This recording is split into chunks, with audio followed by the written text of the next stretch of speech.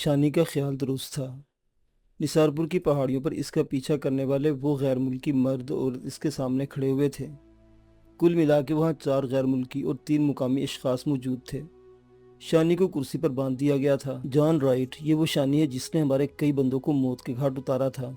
इसी की तलाश में हम पिछले कुछ अरसे से सरगर्दा रहे हैं। जॉन राइट को मालूमात देने वाला ये शख्स कोलन था। इसके साथ डोरथी और विलियम खड़े थे। कोलन की बात को डोरथी ने आगे बढ़ाते हुए कहा, हमारे मिशन में जो भी रुकावटें और परेशानियां आई हैं वो इसी नौजवान की मरहून मन्नत रही हैं। फिक्र न कर डोरथी, अब ये अपने मंतकी इंजाम को पहुंचने वाला है। जॉन ने शानी के स्पाट चेहरे को घूरते हुए कहा, हैदर अब्बास, सुना है आप ऐसे सूरमा की जुबान खुलवाने में कमाल महारत रखते हैं। मुअज़्ज़िज़ सामीन हज़रात, आप देख रहे हैं हमारा चैनल प्लान बी और आपकी खिदमत में पेश की जा रही है पूरी दुनिया बिलखुसूस उम्मत मुस्लिमा पर इब्लीसी यलगार की हैरत अंगेज दास्तान, आखिरी हथियार, किस्त नंबर 35। जॉन राइट की बात पर शानी ने चौंक कर इस शख्स की तरफ देखा जिसकी तरफ जान का रूए सुखन मुड़ा हुआ था। हैदर अब्बास तनुमंद घुटे हुए जिस्म का मालिक था।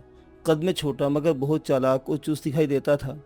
हैदर अब्बास के बोलने से पेशतरी शानी नफरत भरे लहजे में बोला, जॉन, तुम लोगों का जो इंजाम होगा सो होगा, मगर हैदर अब्बास जैसे गद्दार को ऐसी इबरतनाक सजा दूंगा कि इसकी आने वाली नस्लें भी कभी पाकिस्तान से गद्दारी का तस्वुर नहीं करेंगी। जॉन राइट शानी का मजबूत पुरएतमाद लहजा देखकर कदम बढ़ाते हुए इसके सामने खड़ा हो गया।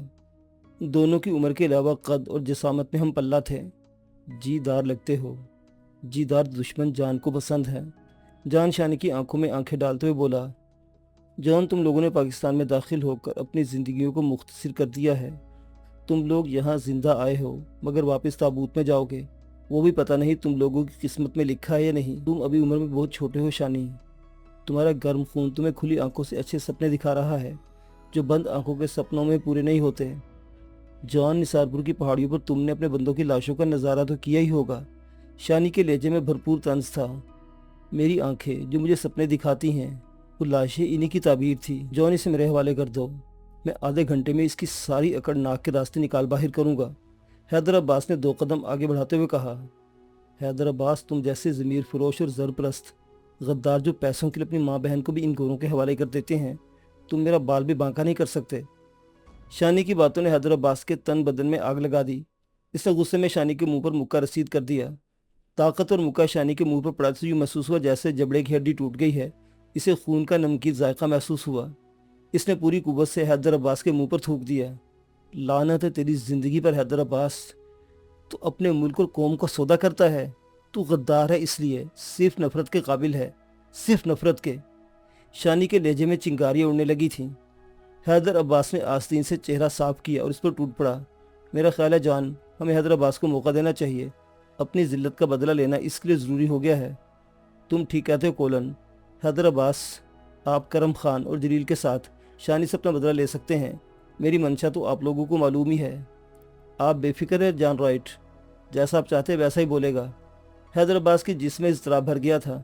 इसने कई ताबड़तोड़ मुक्के शानी के पेट और चेहरे पर मारे थे। अब वो जल्द से शानी को मज़ीद सबक सिखाने के लिए बेचैन हो रहा था। ठीक है हैदर अब्बास, हम इसके दूसरे बंदों को देखते हैं। ये आपका शिकार है। इसने आपके चेहरे पर थूक कर आपकी तौहीन की है, जिसकी सज़ा इसे ज़रूर मिलनी चाहिए। मगर ख्याल रखना, जब तक ये अंदर का सच बाहर ना उगल दे, इसे मौत नहीं आनी चाहिए। ऐसा ही होगा जॉन राइट। हैदर अब्बास के यकीन भरे अल्फाज सुनकर जॉन ने विलियम और डोरथी को बाहर जाने का इशारा किया। इनके बाहर निकलते हैदर अब्बास के रुके हाथ फिर चल पड़े। हैदर अब्बास के मुंह से गुस्से की हालत में झाग निकल रही थी। कमीने इंसान हैदर अब्बास को गाली देता है। हैदर अब्बास ने इसे गाली देते हुए मुक्कों और लातों का इस्तेमाल जारी रखा। शानी को कई शदीद ज़रबे लगी थी। हैदर अब्बास चंद लम्हे सांस से लेने के लिए रुका तो शानी मजबूत लहजे में बोला, हैदर अब्बास, मैं गाली नहीं दे रहा, हकीकत बता रहा हूँ। तुम जैसे लानती गोरों की वफादारी में सब कुछ करते हैं, गोरों की खुशामद में इन्हीं बीवियों तक पेश कर देते हो। शानी हैदर अब्बास को तैश की आखिरी हद तक ले गया। हैदर अब्बास इस तगड़ी गाली देते हुए बोला, इस बात का जवाब अभी देता हूँ। सलमान, नमक ले आओ जल्दी। कहते हुए हैदर अब्बास ने तेज़धार खंजर निकाल लिया। शानी चाह रहा था कि वो गुस्से में इसे मजीद मुक्के और लाते मारे, क्योंकि झटकों की वजह से इसकी रस्सियाँ ढीली पड़ गई थी। मगर हैदर अब्बास ने इसके बाजू में खंजर घोंप दिया। खंजर का पूरा फल बाजू की मछली में उतर चुका था। शानी के मुंह से दर्द की वजह से चीख निकल गई। हैदर अब्बास ने खंजर वापस खींचने के बजाय नीचे की तरफ खींचा, जिससे गोश्त नीचे तक फट गया। खून फव्वारे की तरह उबलने लगा। शानी की आंखों में नीले पीले सितारे गर्दिश करने लगे। दर्द की तेज टीसों को बर्दाश्त करने के लिए इसने होंठ सख्ती से दबा रखे थे। वो अभी दर्द की तेज लहर से संभला नहीं था कि हैदर अब्बास से जख्म में नमक डाल दिया। अब दर्द की शिद्दत नाकाबिले बर्दाश्त हो गई। ध्यान रखना हैदर अब्बास, ये मरने न पाए, करम खान ने कहा। करम खान, इतनी आसानी से इस कुत्ते को नहीं मरने दूंगा। मैं इसकी बोटी बोटी नोच लूंगा मगर मरने नहीं दूंगा। शानी सर को झटक कर खुद को होश में रखने में जतन कर रहा था। जब हैदर अब्बास ने इसके जख्म पर रिवाल्वर के दस्ते से ज़रबा लगाना शुरू की तो शानी को महसूस हुआ जैसे इसके हाथ खुल गए हैं। ये हौसला अफजा एहसास था। इस एहसास ने दर्द की शिद्दत को कम कर दिया। इसने बाजुओं को हरकत देना चाही तो बायां बाजू, जिसमें खंजर का गहरा जख्म लगा था, हरकत करने से माजूर हो चुका था। शानी को दाएं बाजू की आज़ादाना हरकत ने खुशकुन एहसास दिलाया। रस्सियाँ खुल गई या टूट गई हैं। इसने गैर महसूस तरीके से बाजू बाहर निकाल लिए। हैदर अब्बास पर खून सवार था जबकि दूसरे अफराद शानी पर होने वाले तशद्दुद से महसूस हो रहे थे। वो ये अंदाज़ा न कर सके कि शानी रस्सियों से आज़ाद हो चुका है। हैदर अब्बास का हाथ शानी के दूसरे बाजू पर वार करने के लिए बुलंद हो चुका था मगर दूसरा वार करना इसकी हसरत बन गया। वो जैसे ही थोड़ा सा झुका, शानी ने एक झटके से इसकी गर्दन दबोच दी। शानी के आहनी शिकंजे में हैदर अब्बास मछली ये बेआब की तरह तड़पने लगा। इसकी आंखें बाहर को उबल आईं और मुंह से घुटी घुटी आवाज़ें खारिज हो रही थी। करम खान और सलमान चंद लम्हे सूरत हाल का अंदाज़ा न कर सके। जब तक माजरा इनकी समझ में आता, हैदर अब्बास का गला दबाकर शानी ने इसे मौत के घाट उतार दिया था। साथ ही खड़े होकर हैदर अब्बास का झूलता जिस्म करम खान और सलमान पर उछाल दिया। शानी का एक बाजू हरकत नहीं कर रहा था मगर दूसरे हाथ से वो कमाल दिखा रहा था। हैदर अब्बास के जिस्म से टकराकर करम खान और सलमान दोनों नीचे गिरे। इनके हाथों से गन्स भी निकल गई थी। शानी ने आगे बढ़कर गन उठा ली। गन उठाते इसने फायर खोल दिए। चंद मिनटों में कमरे का नक्शा बदल गया था। हैदर अब्बास जिंदगी की बाजी हार कर टेढ़े मेढ़े अंदाज में फर्श पर पड़ा हुआ था जबकि करम खान और सलमान की हालत खून में लथपथ लाशें भी एक कोने में पड़ी हुई थी। शानी ने इंतहाई नफरत से हैदर अब्बास पर थूकते हुए कहा, अफसोस है हैदर अब्बास कि तुम्हें आसान मौत मिल गई। जोश में शानी को एहसास नहीं हुआ था मगर अब इसका पूरा जिस्म दर्द से तड़पने लगा था। बाजू की हल्की सी जुम्बश, नाकाबिले बर्दाश्त दर्द उठ रहा था। हम नवाज पूरी इमारत का जायजा लो, देखो मेरे साथी कहाँ हैं और गैर मुल्की क्या कर रहे हैं।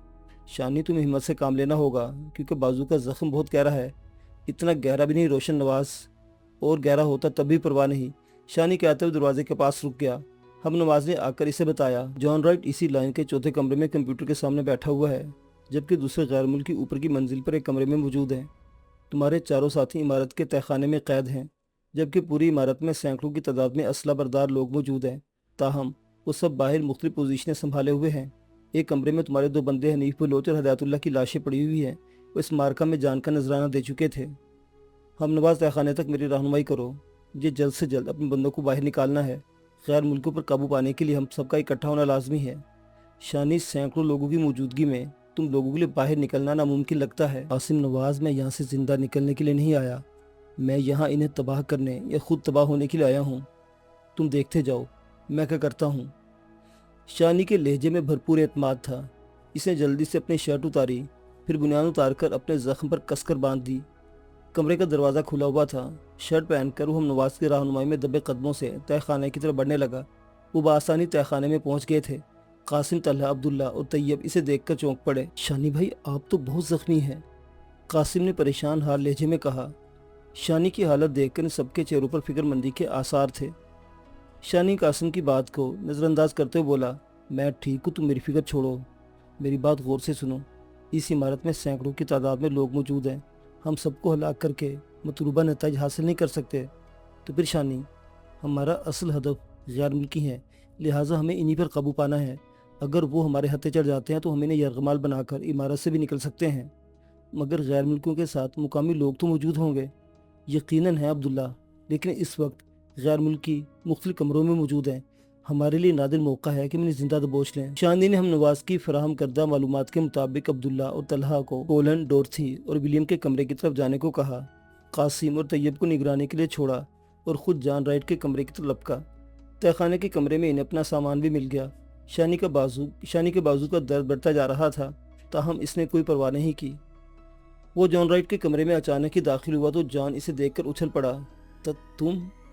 चंद सेकंड वो हैरत के शदीद झटके में मबहूत शानी को देखता रहा। शानी इस दौरान इसके सर पर पहुंच चुका था। जॉन के सामने लैपटॉप खुला हुआ था। शानी की गन का रुख जॉन के कुशादा सीने की तरफ था। जॉन, मुझे रोकना, तुम्हारे पालतू कुत्तों के बस से बाहर है। मैंने तुम्हें समझने में वाकई गलती की है। जॉन ने तवील सांस लेते हुए कहा। वो हैरत के इब्तदाई झटके से बाहर निकल आया था, अब पुरस्कून और मुतमईन नजर आ रहा था। शानी इसके पुरस्कून चेहरे को देखते हुए बोला, जॉन, अगर तुम्हें अपने आदमियों के आने की उम्मीद है तो तुम्हारी इत्तला के लिए अर्ज है कि वो सारे ठिकाने लग चुके हैं, अब तुम्हारी बारी है। शानी से नफसियाती तौर से मरूब और परेशान करना चाहता था, मगर जॉन राइट इस मैदान का पुराना खिलाड़ी था। इसने अचानक ही शानी की गन पर हाथ मार दिया। शानी के लिए यह हरकत खिलाफ तवक्को थी। हाथों पर नीचे की तरफ दबाव बढ़ते ही शानी भी झुक गया। जॉन राइट ने घुटने का वार इसकी थोड़ी पर किया। ज़र्ब शदीद थी। शानी के मुंह से दर्द की तेज सिसकी निकली। खुशकिस्मती से इसकी जुबान दांतों तले नहीं दबी, वरना कट जाती। गन इसके हाथ से निकल गई थी। जॉन राइट गन उठाने के लिए फौरन आगे बढ़ा, मगर शानी की आगे की जाने वाली टांग से टकरा गया। वो टकराकर आगे तरफ बढ़ा तो शानी ने उल्टा बाजू घुमाकर हाथ जॉन राइट की गर्दन पर मारा। जॉन राइट ने सवार की कतन परवाह नहीं की और फौरन घूम गया, मगर घूमते इसके मुंह से ओक की तेज आवाज़ खारिज हुई। शानी ने इसके सीने पर टक्कर मारी थी। जॉन राइट ने खुद को गिरने से बचाने के लिए दीवार का सहारा लिया। शानी से मौका नहीं देना चाहता था। इसने नाक का निशाना लेते हुए घोंसा रसीद किया, मगर इस बार इससे खुद दिन में तारे नजर आ गए। जॉन राइट ने बरवक्त चेहरा हटा दिया था, जिससे शानी का मुक्का पिछली दीवार से जा टकराया। इसे अपनी टूटती उंगलियां महसूस हुई। जॉन राइट ने मौके से फायदा उठाते उसका जख्मी बाजू दोनों हाथों में दबोच लिया। शानी के बाजू से दर्द की चिंगारियां फूटने लगी। जॉन राइट ने इसका बाजू को जोर से झटका दिया तो शानी अपनी चीख पर काबू न रख सका। ताहम इसने खुद को संभाला और उंगली के हुक बनाकर जॉन राइट की आंख में मारनी चाहिए, लेकिन जॉन अब मुकम्मल तौर से संभल गया था। इसने ना सिर्फ इसका वार खाली जाने दिया, बल्कि शानी का वो बाजू जो वार खाली जाने की वजह से जॉन के कंधे पर आ पड़ा था। जॉन इस बाजू को पकड़कर झूल गया। इसके जिस्म का पूरा वजन शानी के बाजू पर आन पड़ा था।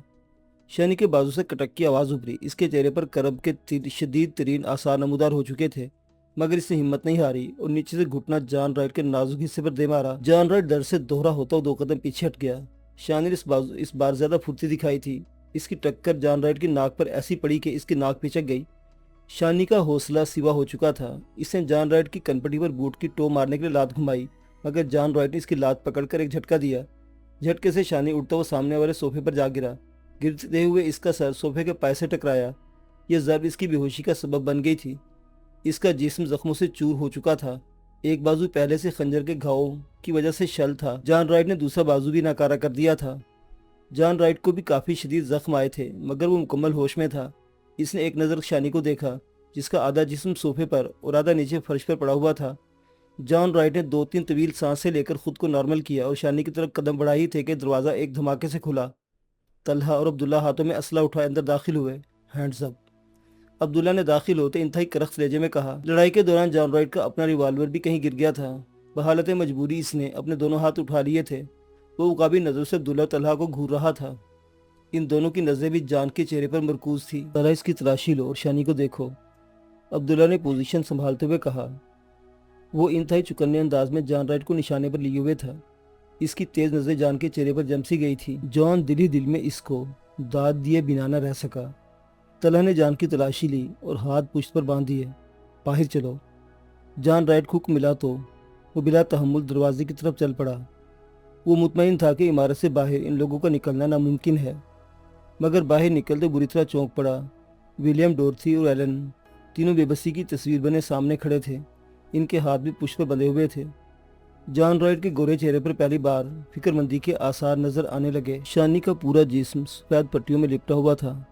हैदर अब्बास ने इसकी बेदर्दी से पिटाई की थी, खुसूसन जख्मी बाजू पर रिवाल्वर के दस्ते मारे थे।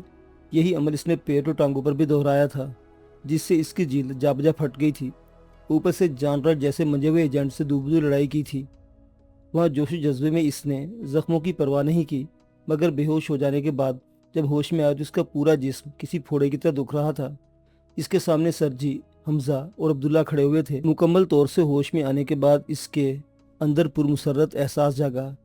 सरजी, हमजा और अब्दुल्ला को देखकर इसे यकीन हो चला था कि वो फार्म हाउस से बहरहाल निकल आए हैं। इसका पहला सवाल ही जॉन राइट उसके बंदों के बारे में था। मुबारक हो शानी, आप लोगों ने जानलेवा मार्के में कामयाबी समेटी है। इसे तसल्ली बख्श जवाब मिला। चारों गैर मुल्की एजेंट्स इस वक्त हमारे कब्जे में है और इनकी मदद करने वाले सैकड़ों अफराद जहन्नुम वासिल हो चुके हैं।